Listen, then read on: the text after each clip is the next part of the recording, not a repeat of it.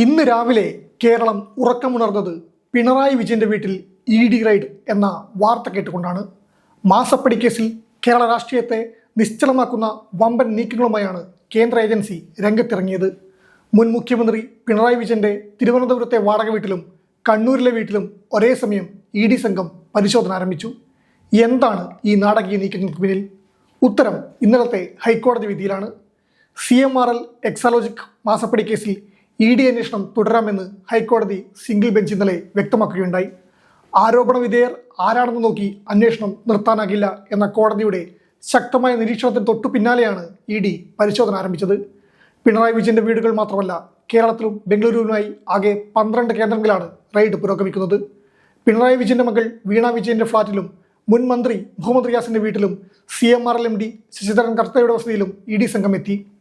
ഭരണം പോയതിന് പിന്നാലെ പിണറായിയെ കുരുക്കുകയാണോ എന്നാണ് എല്ലാവരും ചോദിക്കുന്നത്. എന്താണ് മാസപ്പടി കേസെന്നും പിണറായിയുടെ വീട്ടിൽ ഇ.ഡി. എത്തിയത് എന്തിനെന്നും വിശദമായി നോക്കാം. കേരള രാഷ്ട്രീയത്തെ ഇളക്കിമറിച്ച ഒരു വിവാദമാണ് മാസപ്പടി കേസ്. മുഖ്യമന്ത്രി പിണറായി വിജയന്റെ മകൾ വീണ വിജയൻ, അവരുടെ IT കമ്പനിയായ എക്സാലോജിക്, ഒപ്പം കൊച്ചിയിലെ കരിമണൽ കമ്പനിയായ CMRL എന്നിവരെ കേന്ദ്രീകരിച്ചാണ് ഈ അന്വേഷണം നടക്കുന്നത്. ലളിതമായി പറഞ്ഞാൽ, ചെയ്യാത്ത സേവനത്തിന് പണം കൈപ്പറ്റി എന്നതാണ് ഈ കേസിന്റെ കാതൽ.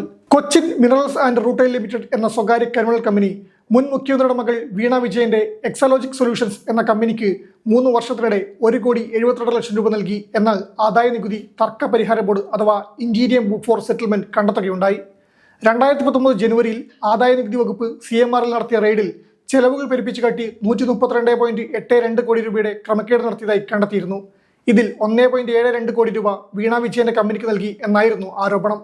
IT മാർക്കറ്റിംഗ് സേവനങ്ങൾ നൽകാനാണ് ഈ കരാർ ഉണ്ടാക്കിയതെന്നാണ് കമ്പനികൾ പറഞ്ഞത്. എന്നാൽ അങ്ങനെ ഒരു സേവനവും അവിടെ നടന്നിട്ടില്ലെന്നും പ്രമുഖ രാഷ്ട്രീയ നേതാവിന്റെ മകൾ എന്ന പരിഗണനയിലാണ് ഈ പണം നൽകിയതെന്നും ആദായ നികുതി ബോർഡ് നിരീക്ഷിച്ചു. നിയമവിരുദ്ധമായി നൽകിയ ഈ പണത്തെയാണ് അന്നത്തെ പ്രതിപക്ഷം മാസപ്പടി എന്ന് വിശേഷിപ്പിച്ചത്.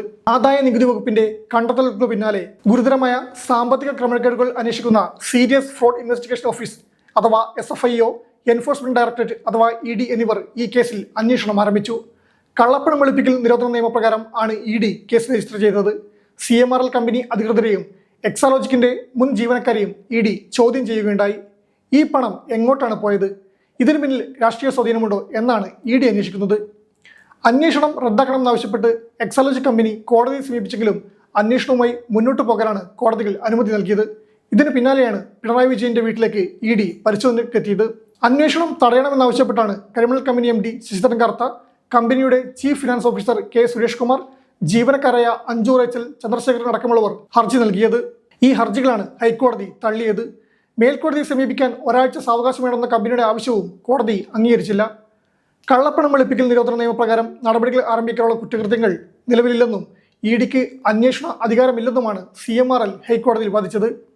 Serious fraud investigation office company നിയമപ്രകാരം നിലവിൽ കേസ് അന്വേഷിക്കുന്നുണ്ടെന്നും അതുകൊണ്ട് മറ്റ് ഏജൻസികൾക്ക് ഈ ഇടപാടിൽ അന്വേഷണം നടത്താൻ നിയമപരമായി കഴിയില്ലെന്നും ഹർജിക്കാർ വാദിച്ചു.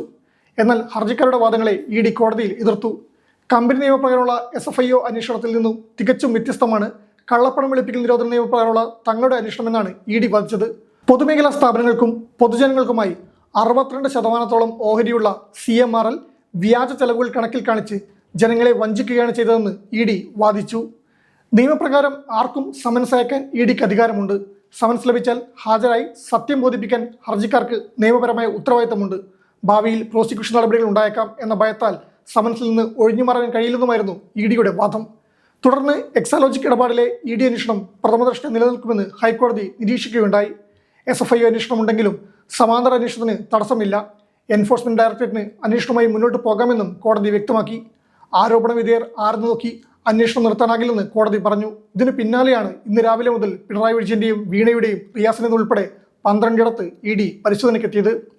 കേസന്വേഷണം കൃത്യമായി മുന്നോട്ട് പോയാൽ പിണറായി വിജയൻ ജയിലിലാകുമെന്നാണ് BJP നേതാവ് ഷോൺ ജോർജ് ED റെയ്ഡിനോട് പ്രതികരിച്ചത്. കേസ് എങ്ങോട്ട് പോകുമെന്നും കേരള രാഷ്ട്രീയം എങ്ങനെ പ്രതികരിക്കുമെന്നും കാത്തിരുന്ന് കാണാം.